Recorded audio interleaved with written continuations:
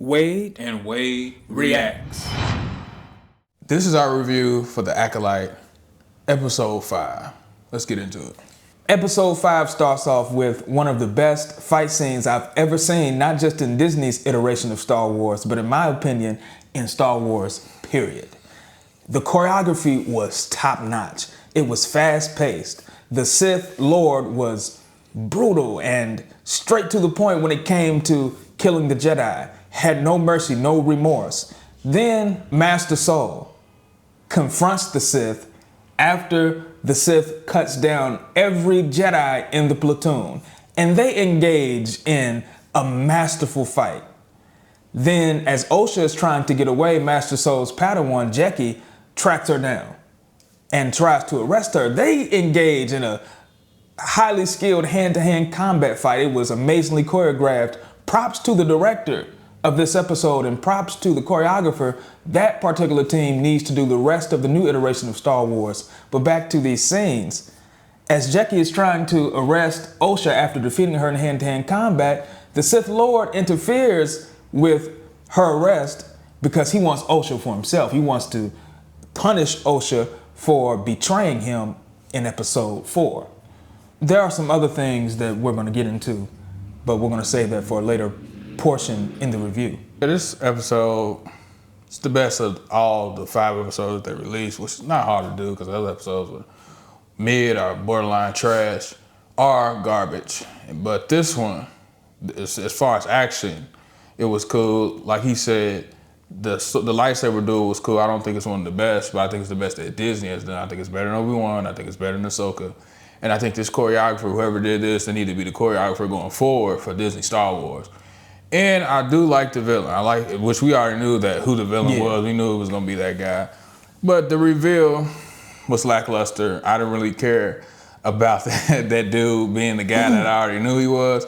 And then I didn't even care. The thing, like you said, he fought Master Soul, and then after he fought Master Soul, they still tried to take us back to episode 3. They said Master Soul has some darkness in there. Now this has brought some fans to believe that Master Soul might be the Sith. He might be the Sith of this show, which I don't think that's going to be. This show has not surprised me once. To me, this episode was a lot of flash and flare, but they cannot blind me because after the flash and flare, there was a meetup between May and Osha, which I did like the interaction between the two. I didn't like that interaction because, to me, May was like, on the last episode, I don't want to Osha would say, I don't want to have anything to do with May.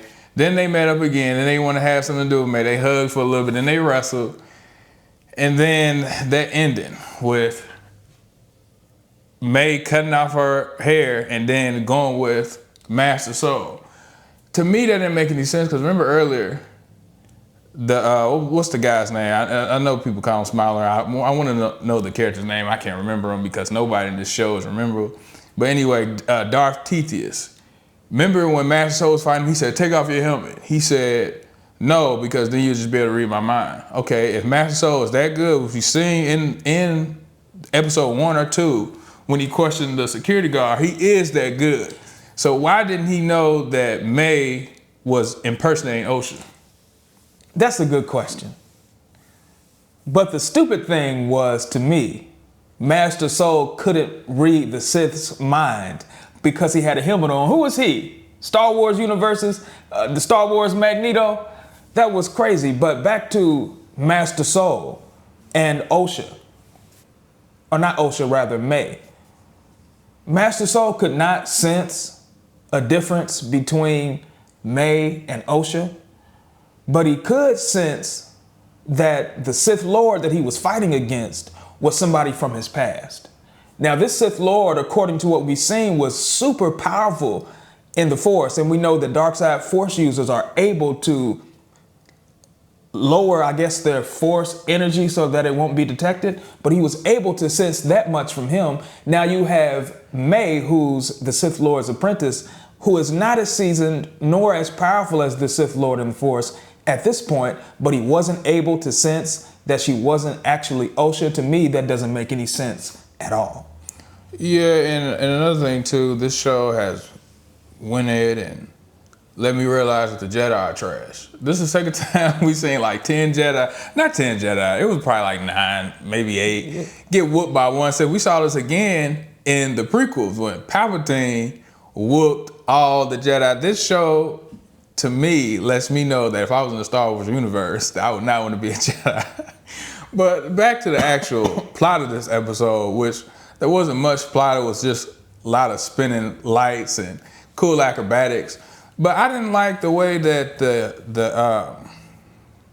when the twins switched, okay, dude collected Osha, and then May went with Master Soul. So if May is not, which they probably try to do some backstory with Osha, they probably let the evil dark side user, he might unlock a memory which will lead into a flashback episode. But from a character motivation standpoint, I just don't see Osha going with the evil guy, or even trying to, even letting him get into her mind. And then I don't really see Master Soul, because the whole purpose of them going to that planet was to get May. So then when the dude asked May, which is, she was impersonating Osha, where's your sister? I forgot what explanation she gave him, but he was okay with that.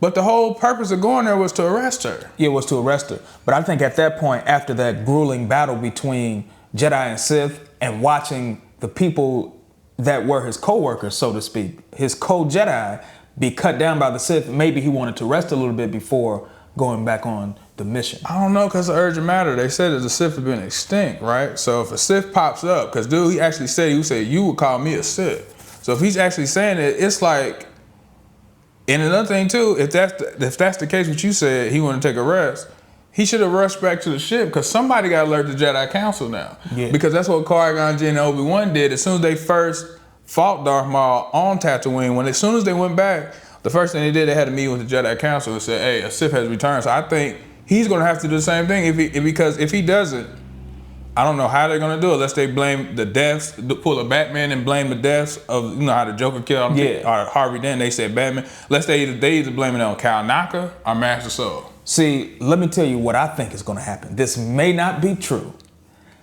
but what I think is going to happen in later episodes is they're going to reveal that Master Soul and the Sith that Master Soul faced in episode 5 were the two people that killed the witches in the Witch Coven. So he can't call the Jedi Council to expose that there was a Sith there, because he may be afraid that they'll discover that he's also a dark side force user. Or if not a dark side force user, he's heavily tempted by the dark side sense that Sith Lord detected that there was some darkness in him. Man, see, it was a time when I could agree with you on that, and I say, I got faith in Disney, they will do something like that. But I don't trust them anymore. If they do something like what you said, and it turns out that Soul, because this would be different. This would be a whole nother twist, because it'll turn out that Soul is a Sith and he actually infiltrated the Jedi. That would be cool. And then he's the guy's teacher. Mm-hmm. And then, because he said that why wouldn't you reveal your face to your own apprentice? And then this dude don't even know what his master was like. That would be a twist within a twist. And then that would be cool. But I don't have any faith in Disney that they'll be able to do that. Nah. And then we still haven't seen the same. Remember when the lady, the Green Jedi, I don't know her name, she's from the High Republic. She goes into the woods and she pulls out a lightsaber and it turns to a whip and she whips one of them bugs. We still have to see what role that she's going to play in the story. Is she part of the cover-up? That's another thing. That's another question that has to be answered. These are good questions. But like you said, I don't think that Disney is going to know how to close this in an epic way. I think it's going to be lackluster, the complete opposite of epic, the complete opposite of awesome. It's going to be something that makes you say, dang, I wish they would have done this, or they could have done this. But from what we've seen in recent times, we know that the current Star Wars writers don't have the skill to execute on that level. But hopefully there is some type of twist, and hopefully we find out who the progenitor of that Sith teaching at that time is. Yeah, we have 3 episodes left, so possibly they can do something. So from a scale from whack to masterpiece, where do you rank this episode? Episode 5 was a magnificent display of the saber skill of a Sith Lord and a Master Jedi. They're head and shoulders above any other Force user. I mean, regular Jedi from Padawan to Jedi Knight don't even compare. They can't compete with the Sith Lord, and they're not on the level of a Jedi Master. So I like how they showed that. But Master Soul's Padawan, Jackie, had a lot of potential. And it was super tight how the Sith Lord killed her by turning on and off his lightsaber and striking her in different spots. I thought he did that, but he did. But I would still give this episode a decent. Even though the action was awesome, I would watch that scene over and over again and break it down until I can see every move that the Sith Lord did and every move that Master Soul did in his fight against the Sith Lord. But the story can't be overlooked. This episode was decent. Yeah, the action. This I think the action lasted for most of the episode. So from a scale from whack to masterpiece, I'm gonna go decent. It was entertaining. I can't lie. I say that the lightsaber duel was, but it was good. Our sabers duel was trash. It was pretty good. Had some good action. It was fun to see the Jedi and actually a good saber duel. We haven't seen a good saber duel in a long time. We got some close with stuff like Obi-Wan and Ahsoka, but nothing on this level. I think this duel is close to the tightness and the speed of the prequels. Yeah, I agree. I think it was faster. Yeah, but I'm saying in that same vein, I think it was there, but it's still certain things that George Lucas did better than these guys. The setup and the payoff wasn't there. Like when Obi-Wan and Qui-Gon first met up with Darth Maul. The way they even derobed and all that whole build up, and then the end when Qui-Gon died, and then we had to see Obi-Wan. Yeah, that's I think the setup would have been a lot better if they didn't cut between episodes. If they would have kept the introduction of the Sith Lord in one episode, there would have been that flow necessary for that setup. But since they cut it up in 2 different episodes, he force pushed him at the end of episode 4, then the fight began in episode 5. I think that took away from that feeling. Yeah, and then another thing that's missing too is Star Wars music. Like they ain't had that either. That's one of my number 1 complaints about this series. Yeah. But hey, that's been our review. Don't forget to like, comment, subscribe, hit the notification bell, and share this video. And we'll see you on the next one. We're out of here.